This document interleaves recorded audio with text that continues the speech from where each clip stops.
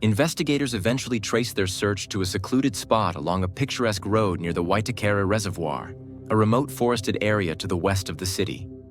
On the afternoon of December 8th, at approximately 4 p.m., police officers made a grim discovery only about 10 yards from the roadside. The location had previously been identified as a site of interest, and as the search intensified, officers uncovered items of evidence they strongly believed were linked to Grace Mullane. By the following day, December 9th, the formal identification procedures had begun. Although the police spoke carefully, avoiding definitive statements too early, they made it clear that the evidence left little room for doubt. They were confident the search had reached its most heartbreaking conclusion. Grace Mullane had been found. From that point forward, the nature of the case shifted. It was no longer a missing person investigation concerning a young traveler, but a criminal inquiry focused on uncovering what had transpired in the final hours of her life. Dear viewers, we appreciate your support and comments. It means a lot to us. Thank you for being with us. Grace Emmy Rose Mullane entered the world in 1996 in the county of Essex, England, a place known for its close-knit communities and family-centered traditions. She was born to her parents, David and Gillian, who raised her in a warm and supportive household. Grace was the youngest of 3 children, with 2 older brothers, Michael and Declan, who often described her as the spark of the family. From an early age, Grace's cheerful personality and creative energy made her stand out. Friends and relatives remembered her as a vibrant young woman who could light up a room with her laughter. She had a deep love for the arts, a flair for creativity, and an enthusiasm for meeting new people, all of which reflected her sociable and caring nature. Her upbringing was filled with family gatherings, holidays, and traditions that shaped her values. Grace was known to be close to her brothers, and while she often teased them, she admired their achievements and enjoyed being the younger sister who brought balance to the family dynamic. Her parents emphasized kindness, generosity, and resilience, qualities Grace carried with her into adulthood. When it came to education, Grace excelled. She pursued higher studies at the University of Lincoln, where she dedicated herself to the field of advertising and marketing. Those who studied alongside her spoke of her determination, creativity, and ability to think outside the box. She thrived in group projects, demonstrating both leadership and empathy, and her professors noted her potential to build a successful career in the industry. After completing her degree, Grace began to look ahead, eager to experience life beyond textbooks and classrooms. Graduation marked a turning point in her journey. Like many young people, Grace wanted to see the world before settling into full-time work. She had carefully saved money to fund a year-long backpacking trip, a dream she had spoken about with excitement. She wanted to immerse herself in new cultures, meet fellow travelers, and discover places she had only read about. This trip represented not only adventure, but also independence and personal growth. In preparation for her travels, Grace made a selfless gesture that highlighted her compassionate spirit. She cut her long hair and donated it to the Little Princess Trust, an organization that creates wigs for children undergoing cancer treatment. This act, deeply touching to those who knew her, reflected her empathy and desire to help others even as she prepared for her own adventure. In October 2018, Grace said goodbye to her family home and embarked on the journey she had long envisioned. Her travels began in South America, where she explored Peru and spent 6 unforgettable weeks meeting fellow explorers, sharing stories, and capturing memories through photographs she frequently sent to friends and family. Each message back home was full of enthusiasm, showing just how much she was enjoying the freedom of exploration and the excitement of being immersed in new surroundings. By November 19, 2018, Grace had reached New Zealand, traveling alone but confident and eager for new experiences. After visiting several regions, she arrived in Auckland on November 30th. She checked into the Base Backpackers Hostel, a popular location on Queen Street known for attracting travelers from all over the world. Grace shared a room with others, as backpackers often do, quickly adapting to the communal lifestyle. Her energy and friendliness meant she rarely stayed a stranger to anyone for long. The evening of Saturday, December 1st, 2018, was one that began like many other nights in the city. Just before 6 p.m., Grace left the hostel dressed neatly in a black dress that reached her knees, paired with white shoes and a small handbag. She had arranged to meet someone she had connected with on Tinder, a modern approach to making friends or acquaintances while traveling. Although she seemed unsure about the meeting at first, further conversation convinced her to give it a chance, and they agreed to meet for drinks.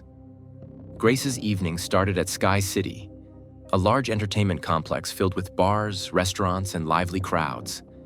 As the night unfolded, she kept in contact with her friend Amina back home, sending cheerful updates. She wrote that the conversation with her companion was easy and natural, sharing that he introduced himself as an oil manager living in a hotel. Her messages conveyed a sense of optimism, as though the evening was pleasantly unfolding. Not long after, the pair moved on to the Bluestone Room, a well-known bar in Auckland. Witnesses and CCTV later confirmed that they seemed comfortable together, although one moment stood out. Her date picked up Grace's handbag and began looking through it for reasons that remain unclear.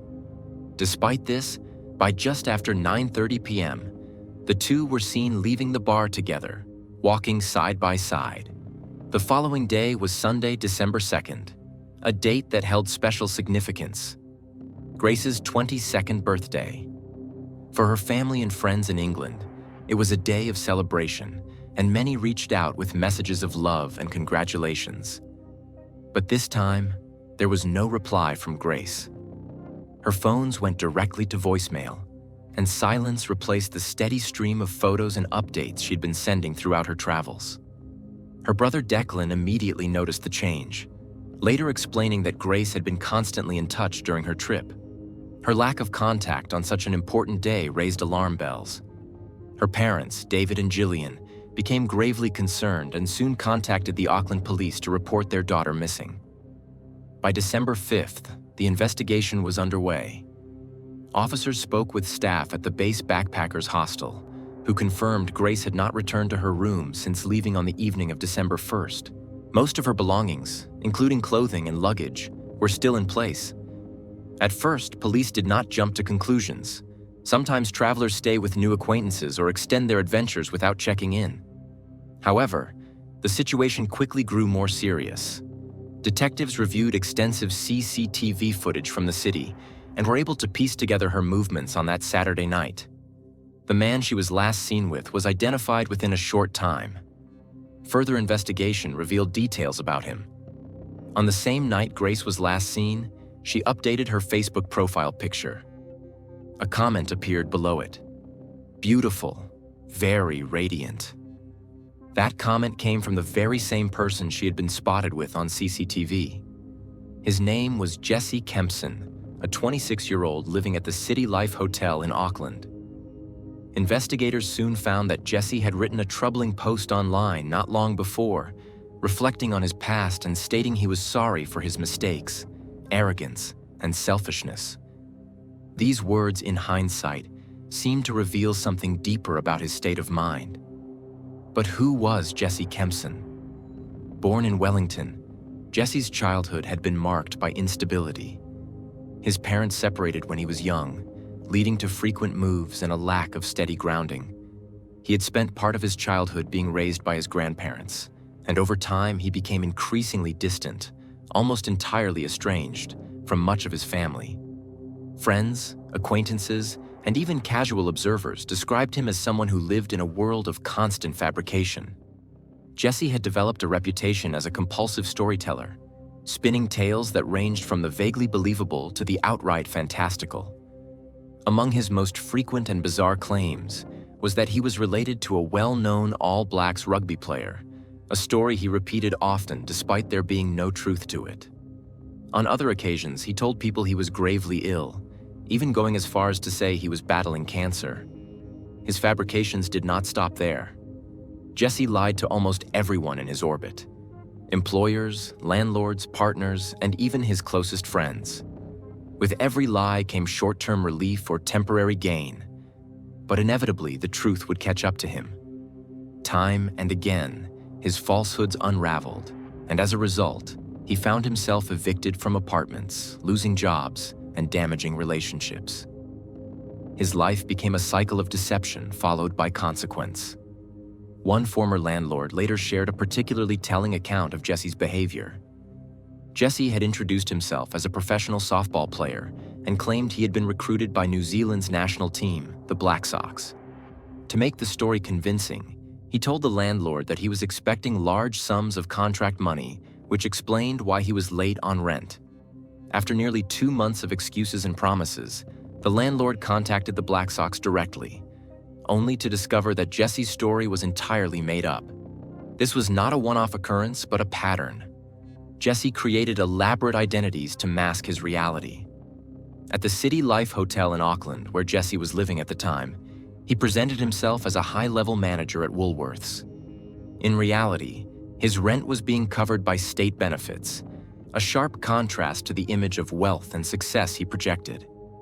His last legitimate employment was in telephone sales, but even there his dishonesty caught up with him. He was dismissed for fabricating stories to colleagues and clients. Ironically, this dismissal happened on the very same day that his life intersected with Grace Mullane's. On the night of December 1st, 2018, Jesse was the last confirmed person to have been seen with Grace. The police quickly identified him as central to their investigation. 4 days later, on December 5th, the same day Grace was officially reported missing by her family, Jesse was contacted by authorities and asked to come into the station for questioning. During the initial interview, Jesse recounted a casual story. He explained that he and Grace had met on Tinder, arranged to meet at Sky City, and then went together to Andy's Burger, a casual eatery located on the first floor of the complex. He claimed they parted ways afterward, suggesting she left alone and that their evening together had ended there. However, police already had powerful tools at their disposal. Surveillance cameras around Auckland told a different story. CCTV footage revealed that Jesse and Grace had not parted ways as he described. Instead, the cameras captured them walking arm in arm to the City Life Hotel, entering together through the lobby. The lift recorded them traveling up to Jesse's floor. After that, Grace was not seen exiting the building again. The next morning, December 2nd, Grace's 22nd birthday, cameras again picked up Jesse, but this time alone. Investigators tracked his movements in meticulous detail. Early in the morning, he left the hotel and went shopping. His purchases included a suitcase, followed shortly after by cleaning supplies. Before noon, he took a taxi to a car rental company, where he signed out a red Toyota Corolla. Later that same day, Jesse arranged to meet another woman he had contacted on Tinder. Their date, however, took an unsettling turn. The woman later reported to police that Jesse made unusual comments, including claims that he had friends working in the police force. The conversation left her feeling increasingly uncomfortable. When Jesse offered to drive her home in the rental car, she declined and chose to leave on her own. She later explained that something about his demeanor put her on edge, and she never saw him again. But Jesse's activities that day did not stop there. Later in the evening, he went to a store and hired a Rug Doctor carpet cleaning machine. To staff, he casually explained that he needed it for red wine stains, a story that raised no suspicion at the time. That night, around 9:30 p.m., CCTV footage showed him loading 2 suitcases onto a hotel trolley and transferring them into the red Toyota he had rented earlier in the day. The following morning, December 3rd, he was recorded again, this time purchasing a shovel. By around 9 a.m., he was captured power washing the rental car, carefully scrubbing it down before returning it to the rental company. The vehicle was then handed off to another customer, complicating police efforts, but also providing crucial evidence once investigators traced the chain of rentals. On December 5th, the timeline grew tighter. That day, Grace was officially reported missing by her parents. Jesse's movements again came under scrutiny as he was seen on CCTV visiting various locations and disposing of items into bins across Auckland. That same day, police arrived at the City Life Hotel to speak with him. As fate would have it, Jesse returned to the lobby just as officers were at the front desk.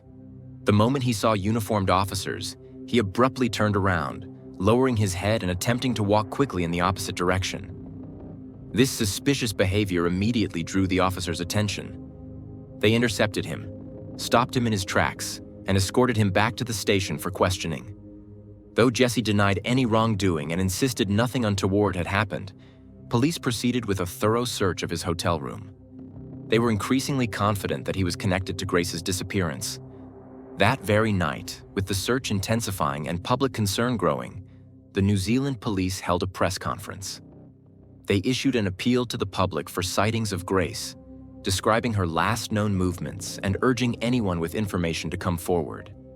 The disappearance of a young British traveler had already drawn international attention, and the case was becoming a matter of deep public interest.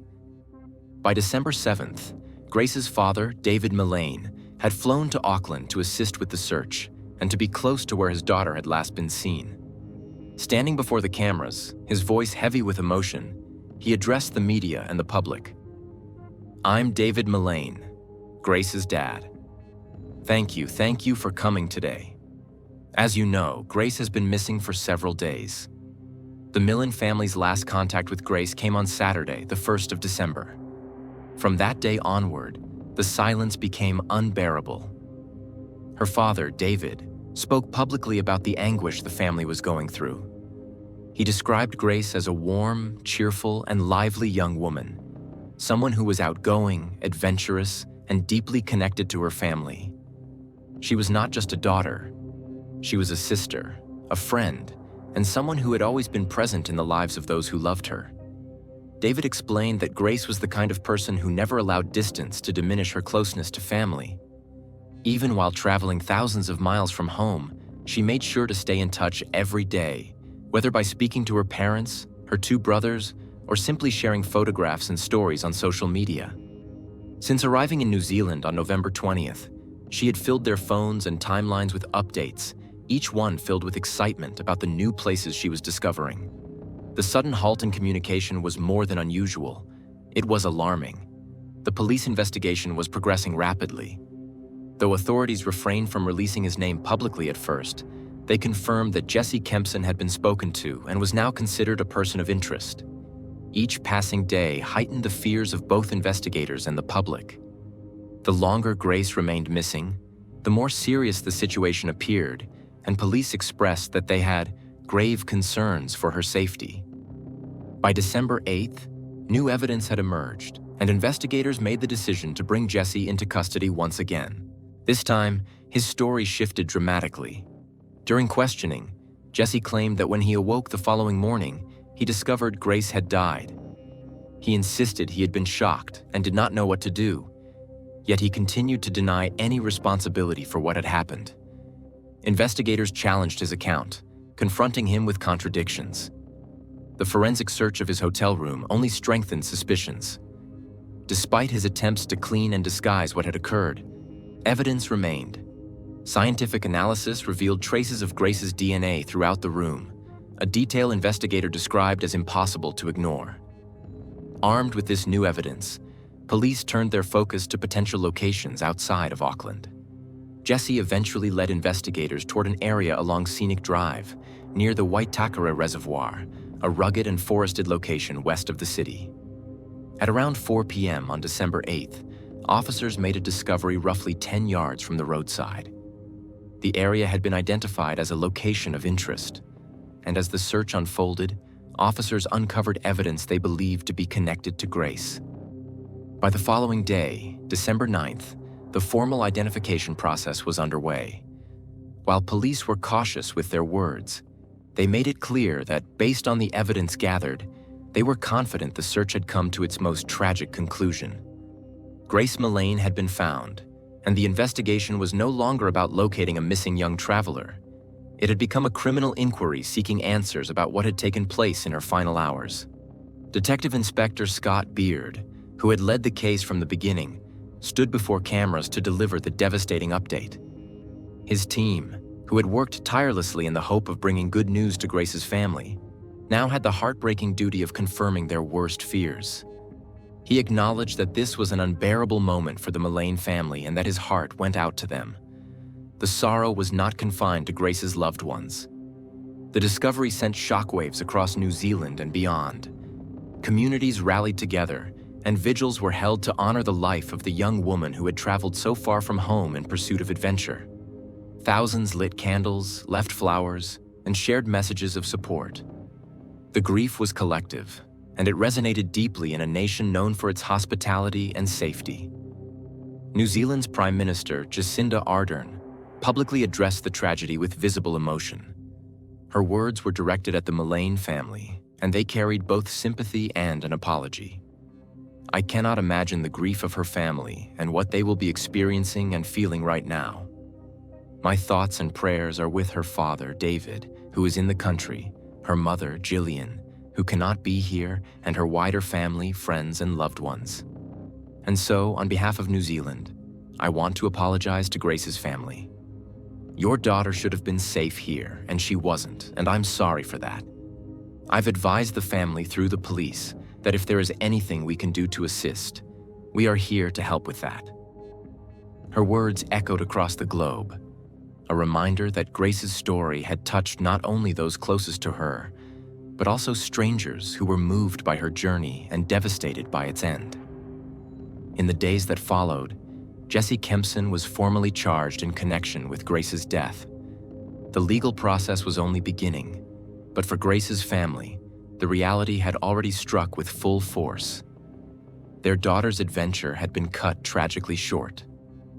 On December 10th, only 5 days after Grace Mullane was officially reported missing, Jesse Kempson was brought before the court in Auckland. The speed at which events had unfolded reflected just how serious the investigation had become.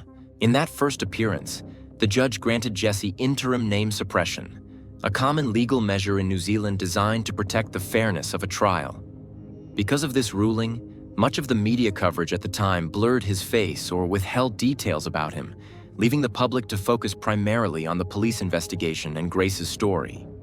For weeks, the footage that circulated online and in news reports masked his identity, preserving the integrity of what was shaping up to be a major trial. Meanwhile, forensic experts had been carrying out a detailed autopsy, and their findings confirmed the worst fears. They concluded that Grace's passing had not been accidental. The report left no doubt that foul play had occurred. What investigators also discovered during their digital analysis was chilling. Around 1:30 a.m. on Sunday, only hours after Grace had died, Jesse conducted internet searches on his phone. Among his queries were flesh-eating birds and Waitakere ranges, which investigators later linked directly to the remote area where he would attempt to conceal evidence. These digital footprints further undermined his claims of panic or confusion. As the investigation moved forward, Grace's family back in England were preparing for an entirely different ordeal. Just over a month after her body was discovered in New Zealand, hundreds of mourners gathered for her funeral at Brentwood Cathedral in Essex. The cathedral was filled with family, friends, community members, and people who had followed her story from afar. Detective Inspector Scott Beard, the lead investigator who had overseen the case in Auckland, made the journey across the globe to pay his respects in person. His presence underscored the bond that had formed between the investigators and the Mullane family, a connection built through months of shared grief and relentless pursuit of justice. 6 days after Grace was laid to rest, Jesse once again appeared before the courts, this time at the High Court in Auckland. Standing in the dock, he entered a plea of not guilty. From that moment, the stage was set for a trial that would attract international attention.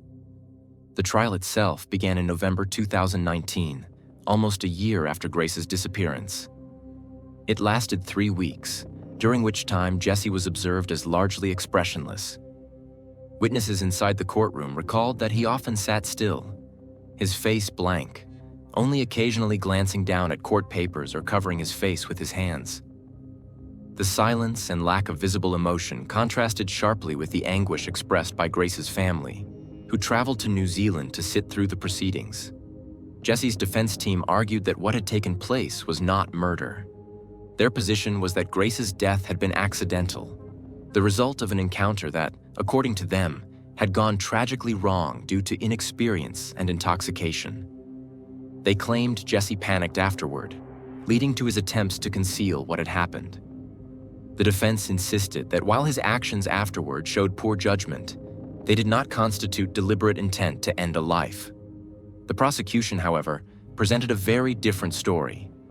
They came armed with a mountain of evidence: digital records, witness testimonies, CCTV footage, and forensic findings. They argued convincingly that Jesse had acted with intent and then, afterward, deliberately set out to hide his actions. They pointed to his calculated internet searches, his methodical purchases of cleaning supplies and luggage, and his consistent lies to both police and acquaintances. The Crown described Jesse as someone who spun a labyrinth of storytelling and lies, creating cover stories that unraveled under scrutiny. To the prosecution, this was not a case of panic. It was evidence of cold, deliberate planning. On December 22, 2019, after only 5 hours of deliberations, the jury returned its verdict. Jesse Kempson was found guilty of the murder of Grace Mullane. The verdict was delivered in a packed courtroom, with members of Grace's family present to hear the outcome they had been waiting for. The judge then handed down the sentence: life imprisonment with a minimum non-parole period of 17 years. During sentencing, the court heard powerful victim impact statements. The trial also sparked wider discussions. Many observers expressed outrage at how Grace's life and character had been questioned during the defense's arguments, viewing it as an attempt to shift blame onto the victim rather than acknowledging the actions of her killer. Advocates and members of the public alike called out what they described as victim blaming, insisting that responsibility lay solely with Jesse Kempson. Even members of Jesse's own family distanced themselves from him after the verdict. Relatives described him as a pathetic fantasist who habitually lied about even the smallest details. His stepbrother publicly stated that Jesse had spent his life fabricating stories, only to collapse under the weight of those lies when exposed. He lied over pointless things all the time and continued to lie until the point where he's got no out, and then he breaks down, cries, and runs away. The conviction for Grace's murder was not the end of Jesse's legal troubles. The following year, he faced 2 additional trials, both held before a judge without a jury.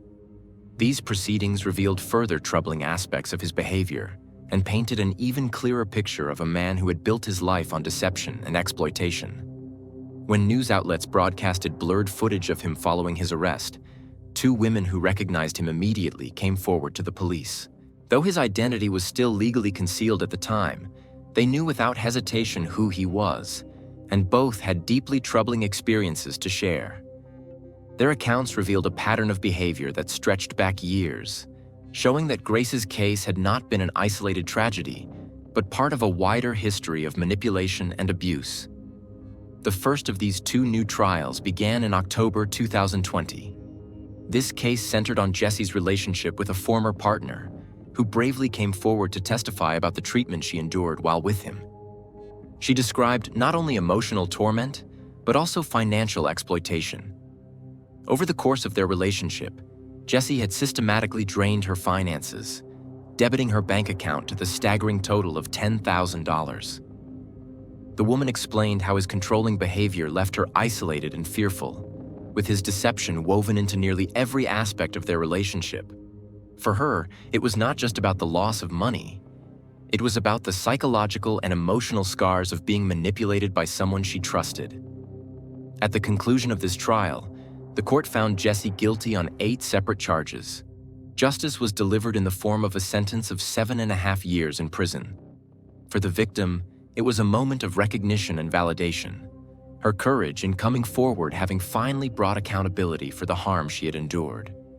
Only a month later, in November 2020, Jesse faced another trial, this time in relation to an encounter with a British tourist he had met on Tinder, 8 months before Grace Mullane's death.